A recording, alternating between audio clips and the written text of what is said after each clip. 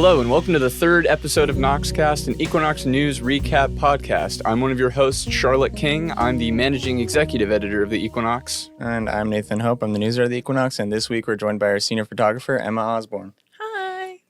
Do you want to tell us a little bit about what you do as senior photographer? Well, I take photos, but it's a little more than that. I'm mostly our photo editor's right-hand man. I take on a lot more assignments than the normal amount, and I do a lot of events as of recently that I've noticed. And I know you're one of our relatively newer hires to our senior staff, but so far, what do you like about it? I like the community. I was a little nervous coming in and meeting a bunch of new people, but I've felt very welcomed, and it's nice to have a little group that recognize my expertise. Yeah, well, we're glad to have you. Thanks. And so one of the stories that Emma took photos for this past week, the week of October 17th, 2024, was the first theater production of the year by the Theater and Dance Department, which was the play After the Blast, which was our top story for arts and entertainment. After the Blast is kind of a sci-fi play. There's a little robot character that had a very cute prop. I loved being able to look through the different photos of that. I think the photo we ended up using, unfortunately, didn't have the little robot, but sometimes you just got to pick the one that's going to print. But so what was it like taking photos of this one? It was really interesting. It was a lot out of my comfort zone. I really enjoyed it. I got to see a wonderful production by our personal theater and take a few photos of that. I encountered a little bit of a challenge with the lighting just because the scene changes and there was so much going on. It was a lot of adjusting, but I, too, enjoyed the little robot man, and he waved at me once. Aw, that's cute. Yeah, I think with bigger events and stuff, I think it's probably, nerve-wracking a little bit, but I think it's also a really big payoff in terms of we get to do the coolest things with layout often and having these bigger stories with it. So I think it's super important, and I think that the photos came out well for that, yeah. Thanks. Yeah, it's always one of those things, like any of the theater productions throughout the year are always going to be a big A&E story. Those are some of the big events that we really look forward to, which is why we always kind of do the general theater and dance preview towards the beginning of the year, and then we do a preview of each of the individual shows, and then the actual coverage of the shows. So there's a lot of focus put on these big productions because they're a big deal. There's a lot that goes into these productions, as was revealed in the coverage that we've been able to do. But it does always end up being the kind of thing where because they put on such a good show, it really becomes a matter of how do I pick a photo that I want to use for this? And the photos did come out very well, so I was happy to have Emma on that assignment. Yeah, and I think, they got a couple sold out nights in there as well, and we like those weeks where we got something big happening, or at least a few different events going on. It's more exciting, more intriguing than, there's value in preview stories as well and stuff like that, don't get me wrong, but having those weeks where something bigger happens is definitely always exciting from the photography standpoint and the reporting standpoint, I think. I was definitely really excited to do this assignment because a lot of what the play itself was about was, being in an underground bunker after nuclear fallout, and just one of my favorite games is Fallout. So there's definitely that personal connection that made taking those photos a little more exciting for me. And overall, the play itself was really good, and the actors did an amazing job. I was very blown away. Yeah. Blown away by the blast. Yeah, they got me. All right, I think now we can get into the rest of our top stories for the week, starting with news. The top story in news this week was covering the vigil for Gaza, commemorating and memorializing the 1-year anniversary of the October 7th attacks in Israel. This vigil was held by the Monadnock Autonomous Student Union outside of the Cohen Center at the Mason Library. Nate, do you want to talk about this? Yeah, I think my staff writer, Parker, did a good job on this one, getting out there and talking to some of the attendees and really getting a feel for what they were trying to get out there with, their demands of the Cohen Center to say more about what's going on and make more statements and things like that. I think we got some good photos as well from our staffer, Emily Swift, who went there, and just of the candles and some signs and students there. But I think it was a good story. It was a good event to be held, to have that space for people to sort of talk about their frustrations and some feelings of what could be done more, and then also kind of debrief on how they feel about after a year of this going on. What are we going to do going forward? How can we be better activists? How can we be better advocates with this conflict? Because I know it's top of mind for a lot of people, and seeing things in the news daily about new things happening over there, it's terrible to see. So I think that it was a good event, good coverage, and yeah.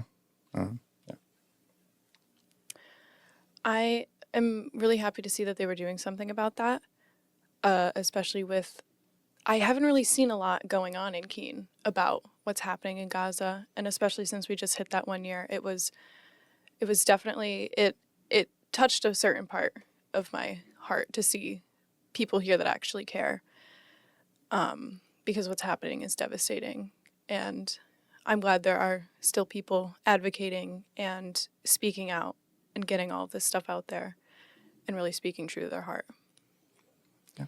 Yeah, and I mean, so to kind of blend this with our editorial discussion, because our top story for opinions, editorial, as always, but we covered this topic again, asking the question of, do we think the Cohen Center should be more vocal about the situation that's happening in the Middle East and in Gaza? And, we definitely, I think as a group, tended to land on the idea that they don't have to necessarily take a stance. They don't have to pick a side, as it were. But we definitely would love to see more educational opportunities from the Cohen Center. We would love to see more opportunities that they provide to students to just discuss and learn and come to their own conclusions, because ultimately everybody's feelings about a crisis of this caliber are going to be a little different, but to have the room to decide how you want to best proceed is, I think, something that we all deserve the chance to do, because it's difficult. It's difficult to know how we can affect the situation from such a distance, both a physical, geographical distance, but also just distance of mind. We've got our own lives, and it's hard to know how we can impact lives that are so far away. But, if the Cohen Center were to host maybe more of these Cohen conversations, or just any opportunity to connect with people and let them kind of voice what they want to say. But so I would agree. I think that what the student union held in the form of that vigil was one such opportunity to start a conversation, and obviously they have their stance, which again the Cohen Center doesn't need to agree or disagree with, but I think it's just good to see people out and about on campus saying, hey, this is still happening, and it's still worth talking about. It's still worth opening up the conversation and letting people connect with each other about it. Yeah, I think something that I had touched on a lot during our editorial discussion was when the war first broke out, there was a statement that was released by the Keene State President's office, and then also by the Cohen Center, and then they also held like an informal conversation, is what they called it, where they had a panel of some faculty and staff members where they were able to have this open discussion about sort of just what this means and you know what people should know from the standpoint of like foreign policy experts in the form of, you know, they had Jason Bobian there, who's, you know, worked as an international correspondent for NPR for 20 plus years, and he was a journalism adjunct faculty. They had Phil Barker, who was a political science professor, who also does foreign policy things like that. So they had 6 speakers, I believe, in total there, and I think hearing their perspective and then also giving the option of having questions from the audience, I think there was a lot of input from the audience in terms of feeling helpless and feeling like, what can I do? You know, seeing all these terrible things happen, and especially at that time, but even still now, which is why it's still important to have more events like that. And I feel like having taken an intro course in Holocaust and Genocide Studies and seeing their curriculum in terms of the things that lead up to a genocide and these warning signs, I think it's something that we have to look at, and learning about past genocides and past atrocities is certainly important, but it's important in the context of how can we use this now and in the future to prevent these terrible things from happening.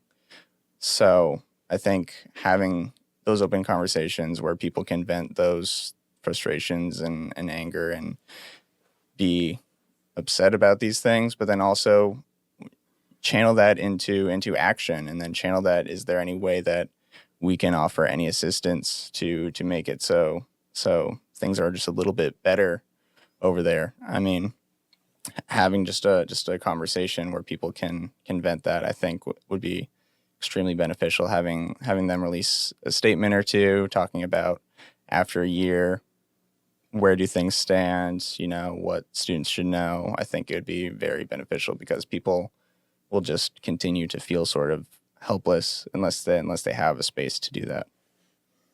And now for our top story from student life. There was the annual Take Back the Night rally, as well as a candlelight vigil, which was held on the Fisk Quad.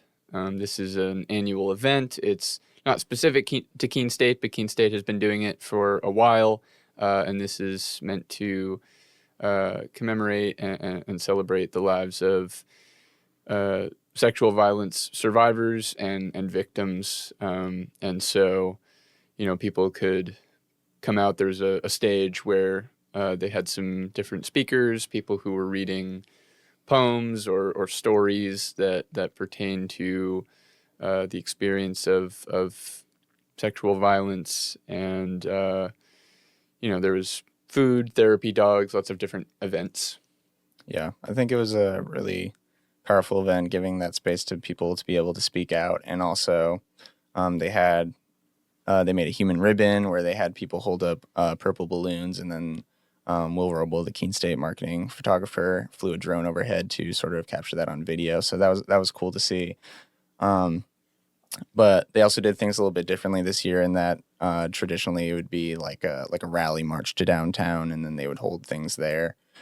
This year it was on campus on the Fisk Quad, obviously, and they had set up tables and things for people to do after the speaking was done. And so I think that was a good little event there to have that space, like I said, and having it on campus, I think, definitely benefited in terms of the turnout and being able to get the word out. I think we saw a lot more student participation than last year, so I hope that they can maintain that now as the way of doing it, and then keep that tradition going, which I think is what the goal is. That's one of the things I really like about being here at Keene State, is that there's such a community of support that, these kind of situations and things that the students will go through are just horrible.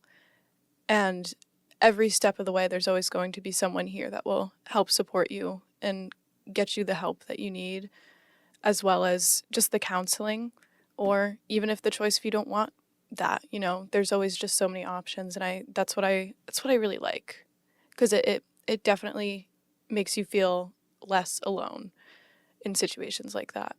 So I think it's very wonderful that, Keene State really upholds this support that the students can have. Yeah, I think the college has definitely done a lot of good work that I've seen in the time I've been here to really make people feel heard who are in these kinds of situations, and provide them the resources to not only try to find recourse and to try to heal, but just to feel listened to. And so, an event like this, where it's not necessarily the more, I guess, serious environment that one would be in if you were in counseling, or just something more direct for somebody who is trying to find their footing again after experiencing something like this. It's an opportunity to, like you say, find community and feel heard, feel connected with other people, and know that Keene State is a place where they can hopefully feel safe. And now I think we can move on to our top story in our region and state section. This is a story pulled from the Granite State News Collaborative, originally from NH Bar News. This is a story about voter ID law, which is definitely something that we've seen in a lot of headlines as of recently in the run-up to the 2024 general election.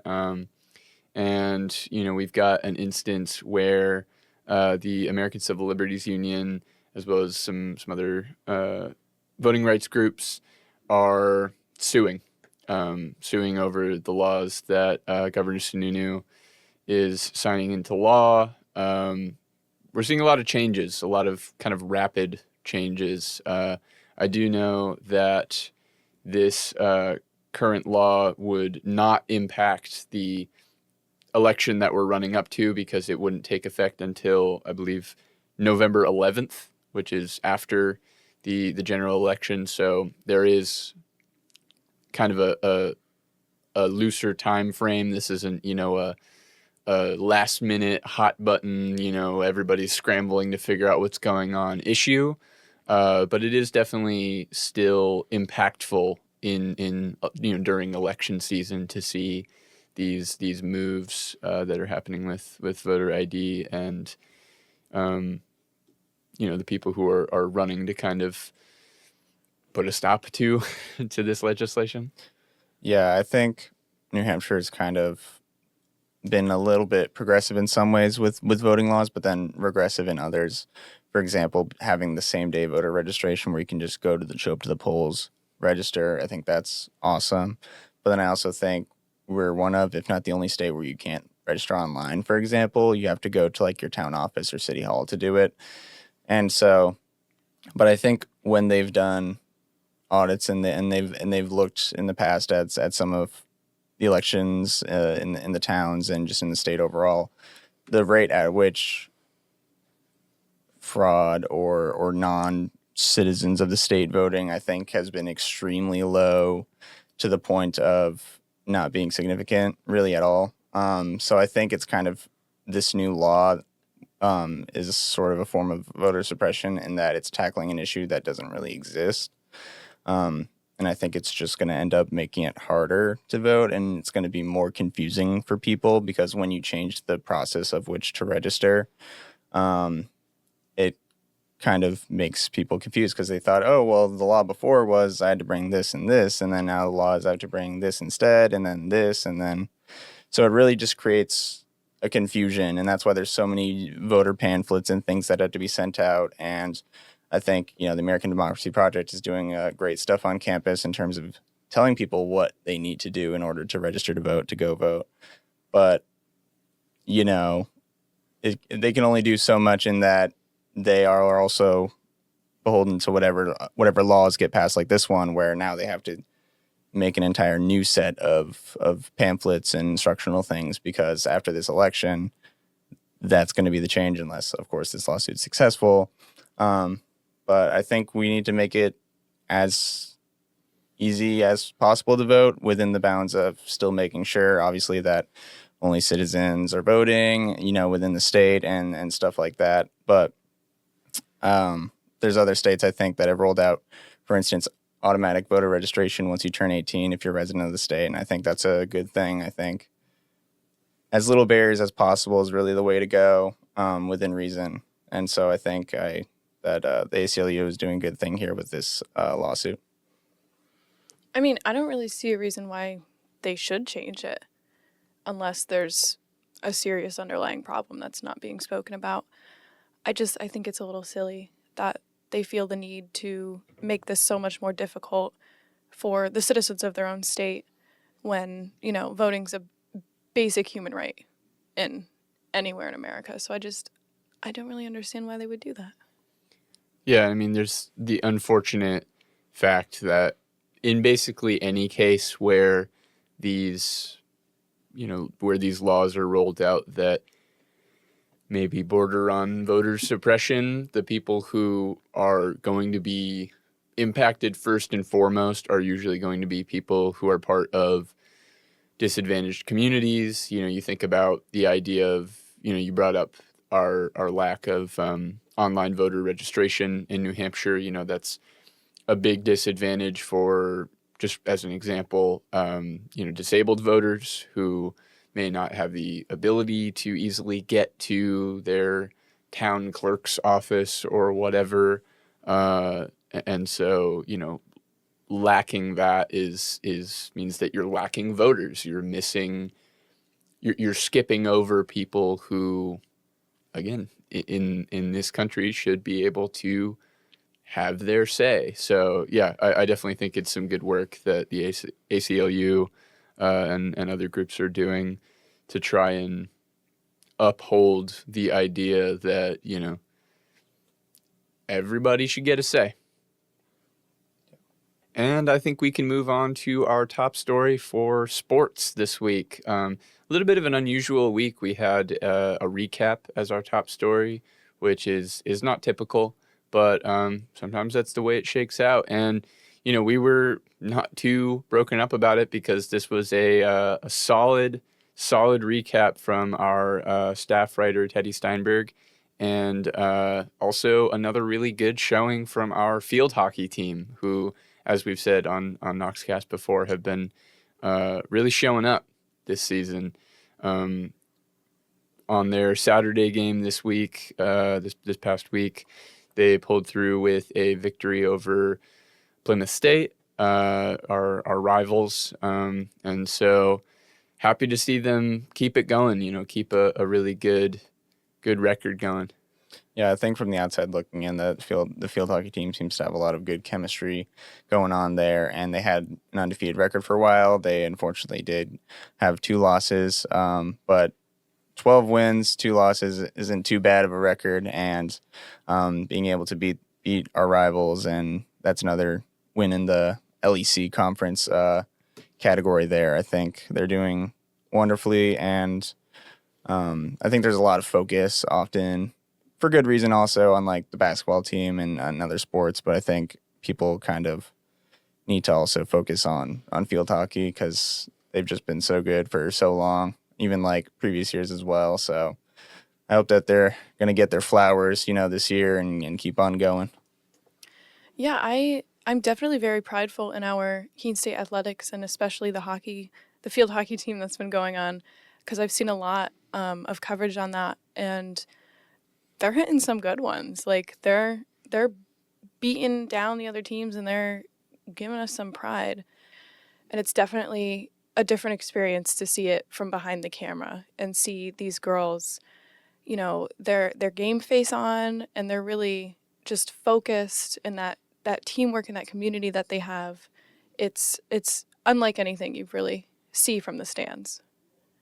Thank you very much for tuning in to another episode of Noxcast. We will see you next week for another news recap. Until then, we want to give a very special thanks to the composer of the music for Noxcast, our own Equinox alum, Zach Keenan, as well as the designer of the Noxcast graphic, our very own Equinox staff, Elijah Fisher. Until next time, I've been one of your hosts, Charlotte King. And I've been Nathan Hope, and thanks to our guest, Emma, for coming on. Thank you guys for having me.